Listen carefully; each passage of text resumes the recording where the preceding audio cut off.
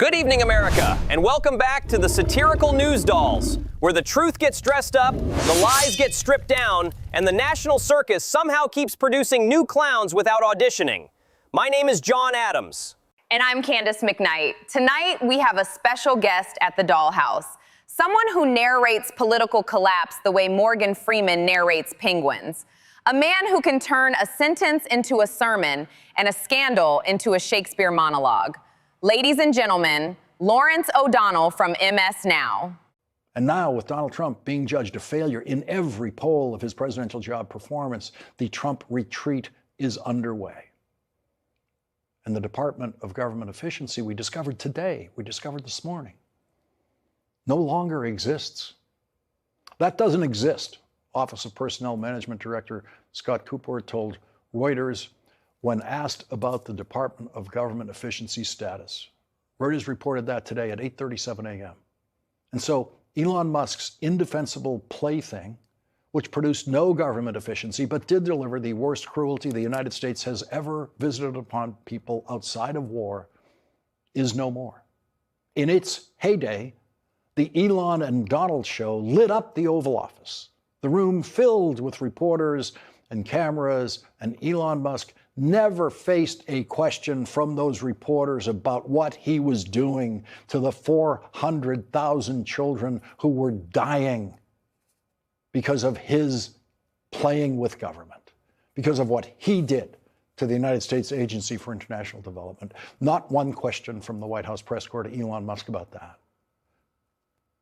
There is no more vivid image of the decline and fall of Donald Trump than the image that was created on Friday with Donald Trump slumped in the Oval Office at the desk in defeat, offering a political surrender to the man who stood beside him in the Elon Musk position, a man 20 years younger than Elon Musk and immeasurably smarter, a man who took over that room as no one before him has ever taken over that room with Donald Trump in it.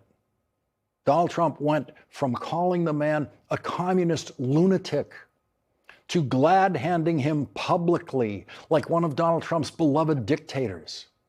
What we saw on Friday was Donald Trump offering an unconditional surrender. Donald Trump has not completed his first year in the second term of his presidency, and he knows he is losing so badly now that he desperately has to do something, and he has no idea what to do. And after calling for the death penalty for members of Congress who simply publicly stated military law, saying that members of the military must not follow illegal orders, even Donald Trump could figure out how insane that comment was. And so Donald Trump desperately needed to do something to change the tone. And the next person in the door was the person he called a communist lunatic. The day before Election Day in New York City, Donald Trump said, if communist candidate Zoran Mamdani wins the election for mayor of New York City, it is highly unlikely that I will be contributing federal funds. And on Friday, Donald Trump said he was going to try to help the new mayor as much as he possibly could with federal funds. A complete reversal, a complete surrender by Donald Trump, the kind of reversal a politician offers only in defeat, only in surrender. In that statement, the day before the election in New York City, Donald Trump said, as a communist, this once great city has zero chance of success or even survival. And with the man he called a communist standing beside him, Donald Trump said he thinks the city is going to do very well with the new mayor. Donald Trump said he would be happy to live in New York City with the new mayor in office. Donald Trump said he would feel safe living in New York City with the new mayor in charge. That is the same Donald Trump who said a day before the election in a social media post to all of his followers, it is my strong conviction that New York City will be a complete and total economic and social disaster should Mamdani win. That was Donald Trump's strong conviction. Donald Trump told all of his followers all over the country that a communist was trying to take over New York City, and it was Donald Trump's strong conviction that that should not happen. And if it does happen, it'll be a complete and total economic and social disaster. That was Donald Trump's strong conviction on November 3rd. a strong conviction. And 18 days later, Donald Trump on television looking completely defeated and surrendering, tells all of his followers all over the country that he was lying about his strong conviction 18 days ago. And he now thinks the mayor-elect is a great guy who's going to do a great job and that the city's going to be great. And Donald Trump's going to help the great new mayor. And Donald Trump said all of that not because he liked the guy, not because he was charmed by him, not because he was charmed by his smile. Donald Trump said all that because Donald Trump is losing and Donald Trump knows it. Donald Trump said that because he's losing support all over the country. Donald Trump said that because 64% say that he is doing a terrible job on economic issues. And Donald Trump, who days ago said he doesn't want to hear the word affordability, sat slumped beside the young, vibrant affordability candidate and tried to use him as a political sign that he, Donald Trump, gets it. Donald Trump understands that the issue now is affordability, but it's a word Donald Trump can't quite say.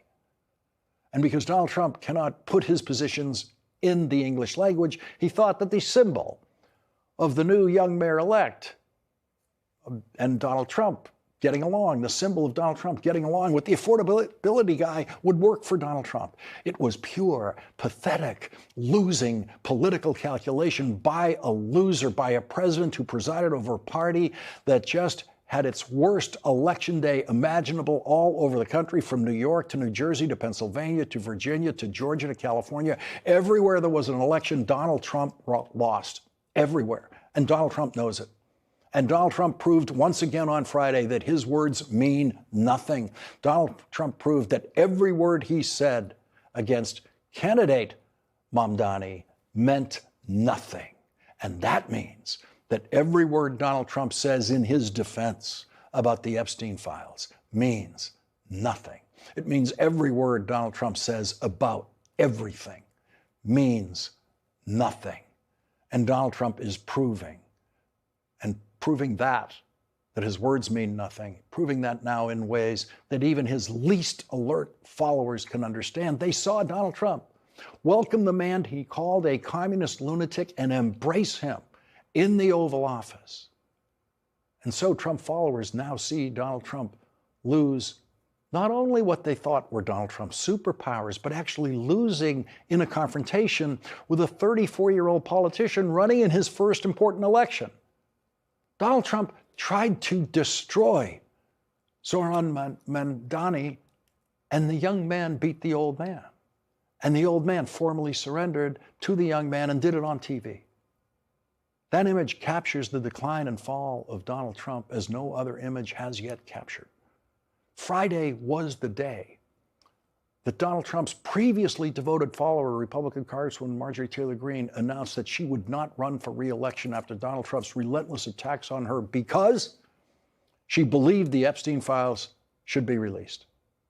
In announcing that she would not run for re-election next year and would resign from Congress on January 5th, Marjorie Taylor Greene said, "Standing up for American women who were raped at 14, trafficked and used by rich, powerful men should not result in me being called a traitor and threatened by the President of the United States." But it did. That is exactly the way it happened. Donald Trump loved Marjorie Taylor Greene until she said the Epstein files should be released. And then Donald Trump considered her a traitor. So yes, Donald Trump considers Marjorie Taylor Greene a traitor because, as she put it, she stood up for women who were trafficked and raped at 14. You do that and Donald Trump thinks you're a traitor. She stood up for women who were used by rich and powerful men, including the man who was Donald Trump's closest friend for 10 years. And if you do that, Donald Trump calls you a traitor. Jeffrey Epstein said he was Donald Trump's closest friend for 10 years. Donald Trump said Jeffrey Epstein was a terrific guy at the height of that friendship. 5:38 a.m. is no time for anyone to be tweeting. But 79-year-old Donald Trump has never slept well, and now in his agony of defeat, with the Epstein files closing in on him, with his attempts to prosecute the people he hates failing, And with a unanimous vote of a Republican Congress against him last week, Donald Trump took to social media at 5:38 a.m. this morning and posted the stupidest thing ever said by a president or anyone in the federal government in history on tariffs. And no news organization bothered to pick it up. There's no story in the New York Times today about the President of the United States saying that his tariffs are, quote, being charged to other countries. At 5:38 a.m. this morning, a totally deranged Donald Trump tweeted about, quote, the massive amount of money being made by the United States of America, hundreds of billions of dollars, as a direct result of tariffs being charged to other countries. I repeat, no tariff issued by the United States has ever been charged to another country. No one in the history of the federal government has ever believed that that was possible. No one in the American news media has ever believed that that was possible, except at Fox, of course. It would be like the President of the United States saying the Atlantic Ocean was on the west coast of the United States, and for that comment to pass without remark by nearly all of the national news media. An utterly insane, demented statement indicating the complete collapse of neurological function in a president of the United States, and it's virtually ignored. Candis, did you see the way Lawrence narrated Trump's collapse like he was reading the last chapter of The Roman Empire? He didn't just read it, he performed it. I felt like I was in the front row of a Broadway tragedy called The Surrendering President. It's like Trump's mouth is on a subscription plan. Unlimited statements, truth not included. And speaking of subscription plans with no truth, we now move from the decline and fall of Trump. Jen Psaki took one look at Trump's FBI director riding a pink Lego race car and said, "This is no longer government. This is adult daycare with taxpayer funding." Donald Trump has been humiliated a lot lately. I mean, a lot. And most of the time, that is because of his own behavior. He's really done it to himself. No one made him fall asleep in the Oval Office, for example. But it's also because he's surrounded himself with people like this. I mean, those are two of Donald Trump's top law enforcement officials right there featured in that picture. That's Kristi Noem in those super stylish glasses on her red carpet and her red carpet sidekick, Kash Patel, spending their weekend hanging out in a pink Lego race car while attending a Formula One race in Las Vegas. Now, you would be hard-pressed, very, very hard-pressed, to find an example of a previous FBI director or DHS secretary, never mind together, in any comparable photos. And if this was a one-off incident, you might forgive them for having kind of, a little bit of fun after their rigors of their very important day jobs. But for Trump's cabinet, living like a C-list celebrity is the job. And no one seems to do it better than Kash Patel. Because the FBI director has been using federal resources for a lot of trips that don't sound at all FBI related. I mean, he has repeatedly used a government jet for recreational travel, including a golf trip with friends at a private island in Scotland, for example. Doesn't sound FBI related. That's not to mention his use of a government plane to attend a wrestling event in Pennsylvania, as well as a getaway to a Texas hunting resort called the Boondoggle Ranch. I mean, of all hunting resorts, Kash Patel could have visited the Boondoggle Ranch. Now, on top of all of that, Patel has also redirected SWAT team agents from critical duties, presumably like responding to actual emergencies, to serve as the personal security detail for his 27-year-old girlfriend. You can see a picture there right there on your screen.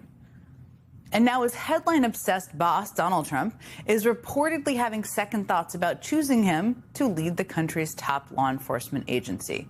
MS Now reported today that Trump is considering removing Kash Patel as FBI director in the coming months, as he and his top aides have grown increasingly frustrated by the unflattering headlines Patel has recently generated, according to three people with knowledge of the situation. Now, if that were to happen, Patel would have had the shortest tenure of any confirmed FBI director in history, making it through only about a year of what is supposed to be a 10-year term that spans multiple presidencies. And this is how the White House decided to try and push back on that reporting. A spokesperson told MS Now, quote, President Trump has assembled the most talented and impressive administration in history, and they are doing an excellent job carrying out the president's agenda. FBI Director Patel is a critical member of the president's team, and he is working tirelessly to restore integrity to the FBI. He seemed like he was working tirelessly in those photos. Now, I will tell you, I know from experience that when the White House statement is any version of the president has confidence in, or this cabinet member is a part of a great overall team, just look at the whole team, it isn't typically a very good sign. But she really left us an opening there with that statement, and it got us wondering, what are the other members of the most talented and impressive administration in history up to these days? Well, let's start with the other member of Kash Patel's pit crew, DHS Secretary Kristi Noem. Now, when she isn't spending her days playing cowgirl dress-up or riding around in Lego cars, Noem has been facing considerable scrutiny over reports that DHS funneled hundreds of millions of taxpayer dollars to a firm with ties to Noem herself. And now a group of lawmakers is calling for an investigation into how that firm ended up getting all the taxpayer money. Of course, they want to know. They should know. Then there's the former reality TV star Trump put in charge of our nation's travel infrastructure. Yes, that guy, Transportation Secretary Sean Duffy. Now, right now, to be fair, Sean Duffy has a lot on his plate. Americans are preparing for the busiest travel season of the year, and the recent government shutdown has led to a wave of flight cancellations that continue even after the government reopened. But do not worry, because Sean Duffy has an idea that is going to fix American air travel once and for all. Listen to it. I would encourage people to maybe dress a little better, which encourages us to maybe behave a little better. Let's try not to wear slippers and pajamas as we come to the airport. People dress up like they're going to bed when they fly. Dress up, bring civility back to travel. Let's maybe go back to an era where we didn't wear our pajamas to the airport. We actually might dress up a little bit. How I dress, I can't blame it anybody else. I made that choice this morning when I came to the airport. Yes, that's definitely the problem. People shouldn't be so comfortable when they go to the airport. Thank you, Secretary Duffy, for really just getting to the bottom of that for us. You know, you spend hundreds of dollars on the plane ticket, waited through countless delays. The least you could do is put on a tie and loafers. Least you could do. I should note that this is the same Sean Duffy who just scrapped a Biden-era proposal to compensate travelers for flight disruptions. But hey, maybe you'll feel better about paying out of pocket for the airline's mistakes if you're doing it in a nice dress and some tasteful pumps. I bet you would. But I've got to say, I mean, compared to some of Trump's other cabinet secretaries, of which there are many doing weird stuff, Duffy almost seems like a problem solver. I mean, just consider Trump's Treasury Secretary Scott Bessent. Right now, he also, to be fair, has a lot on his plate. Trump's tariff policy disaster, all those deals Trump promised haven't really come to fruition. Prices are up, housing costs are up, healthcare costs are about to go way up for a lot of people. And voters continue to signal that they are unhappy with the way this administration has handled the affordability crisis. But don't worry, because Scott Bessent also has a plan. You know the best way to bring your inflation rate down? Move from a blue state to a red state. Blue state inflation is 0.5% higher. Of course. Struggling with the high cost of living? Just move. Quit your job. Pack up your family. Go find a new home when prices are at an all-time high. Should be easy. Do all that and your rising cost of living could go down by as much as, what was it again, Scott? 0.5%. Okay. Then there's Trump's Secretary of Health and Human Services, Robert F. Kennedy Jr., the man in charge of our nation's health, has been hard at work recently, been doing a lot, making the CDC update its website with new warnings like this one. The claim vaccines do not cause autism is not an evidence-based claim, and studies supporting a link between vaccines and autism have been ignored by health authorities, which at this point is exactly the kind of anti-science propaganda we've come to expect from RFK Jr. Not a surprise, right? But what we maybe did not expect is everything else we are learning about RFK Jr. recently. I mean, last year we learned that RFK Jr. was allegedly engaged in some kind of an affair with a political reporter 39 years younger than him. Secretary Kennedy has denied the affair claims, saying they only met once for an interview. But now that reporter has written a book revealing what she says are new details about RFK Jr.'s personal life. According to the New York Times reporting on that book, She writes that despite RFK Jr.'s claim that he has been sober for decades, he still uses psychedelics and even smoked DMT, the powerful drug on which people have what feel like near-death experiences. Okay, I'm just going to resist here the urge to make a transition involving sobriety and just ask, what is Secretary of Defense Pete Hegseth up to these days, you may ask? Well, the man currently in charge of the world's largest military is currently spending his working days ordering an investigation into Democratic Senator Mark Kelly over Kelly's participation in a social media video reminding members of the armed forces that they do not have to follow illegal orders. A truth. Yesterday, Senator Kelly responded to the news of this investigation, posting this photo of the numerous medals he was awarded for his service in the Navy, which in turn prompted the defense secretary to launch a new attack over all things whether or not Kelly displayed his medals in the right order. Hegseth told the senator, quote, when, if you are recalled to active duty, it'll start with a uniform inspection. Now, this is very cringy already, but what makes this even more cringeworthy is that as a captain in the Navy, Senator Kelly outranked Pete Hegseth in that uniform. So it's kind of hilarious that an Army major who served 5 years on active duty with the National Guard is correcting a retired Navy captain who served for more than 20. But I digress. And now even some Republicans are admitting this whole thing is just completely ridiculous. Today, Republican Senator Lisa Murkowski posted on X, quote, the Department of Defense and FBI surely have more important priorities than this frivolous investigation. Look, none of the people Trump chose to be part of his administration are exactly killing it these days. But there is perhaps nowhere in Trump's administration suffering more embarrassment than the Department of Justice. I mean, in just the past week, we learned that Lindsay Halligan, Trump's handpicked prosecutor leading the investigations into two of his rivals, made critical mistakes that jeopardized their entire case against former FBI Director James Comey. Then we got a ruling from a judge that just yesterday, actually, saying that actually none of that may matter because the Trump administration never properly appointed Halligan in the first place. So the cases she brought against James Comey and Letitia James have been dismissed. Now, at the same time, we learned that Trump's Department of Justice is now investigating two Trump officials for potentially violating the law during their investigation into Trump's other rival, Adam Schiff.